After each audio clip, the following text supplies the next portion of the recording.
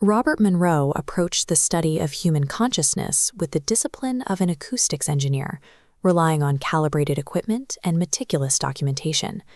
Over decades of logging his out-of-body states, he noted that the physical sensation of movement began to disappear from the experience. He began utilizing a quick switch method, a seamless, instantaneous fade from one state of awareness directly into another. Consciousness shifts between frequencies, bypassing the traditional requirements of spatial reality. These transitions occurred within the quiet, clinical confines of his 1990s workspace. Despite the ordinary setting, Monroe documented severe biological metrics upon his return: intense nausea, aching limbs, a racing heart, and a nervous system pulled entirely taut. These symptoms were consistent, requiring a recovery period of 15 to 20 minutes after every session. The severity of this physical trauma indicated his consciousness was interacting with a tangible, external environment rather than experiencing an internal projection. Following a profound signal, Monroe utilized the quick switch to reach a chaotic scene on an ancient road at dusk. He located an 18-year-old male pinned to the ground by a spear, his physical struggles growing weaker. Monroe intervened, assisting the young man's non-physical form as it separated cleanly from the injured body in the dust. The youth immediately experienced cognitive dissonance, staring at his own fallen body and insisting he was still capable of fighting.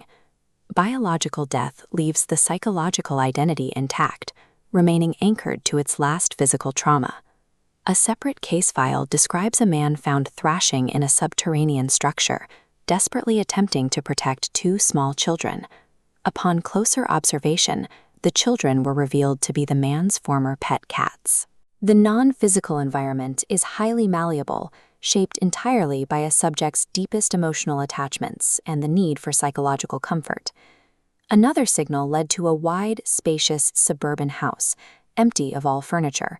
A gray-haired woman inside insisted she was merely recovering from an illness, denying she had died. Monroe demonstrated her non-physicality by showing her that her hand passed effortlessly through the frame of a wooden chair. He informed her that her husband, William, had passed away exactly 5 years earlier.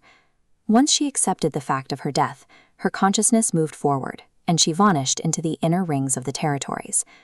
Monroe encountered more resistance from a middle-aged man who had suffered a fatal collapse near a transit station. The man was furious to find a black void where he expected the theological structures of heaven or hell. He rejected Monroe's assistance, choosing to remain in the dark rather than accept a reality that violated his belief system.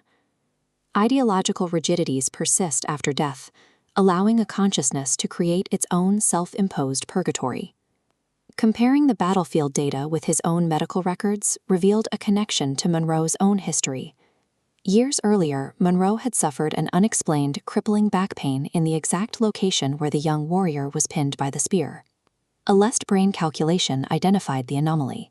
Monroe was the dying young warrior, and he was the rescuer pulling him to his feet. The linear timeline of a human life bends backward, dissolving our traditional understanding of time. This temporal curve allows 3 versions of the same consciousness to exist at once. Rescuers and spirit guides may be future, evolved versions of a consciousness reaching back through time to assist their earlier selves. These case files suggest time is non-linear, with consciousness executing rescues across temporal boundaries. One variable remains unresolved. If the future self reached back to pull the youth from the field, where did that young warrior go? Human existence appears as an infinite loop of self-creation and self-rescue.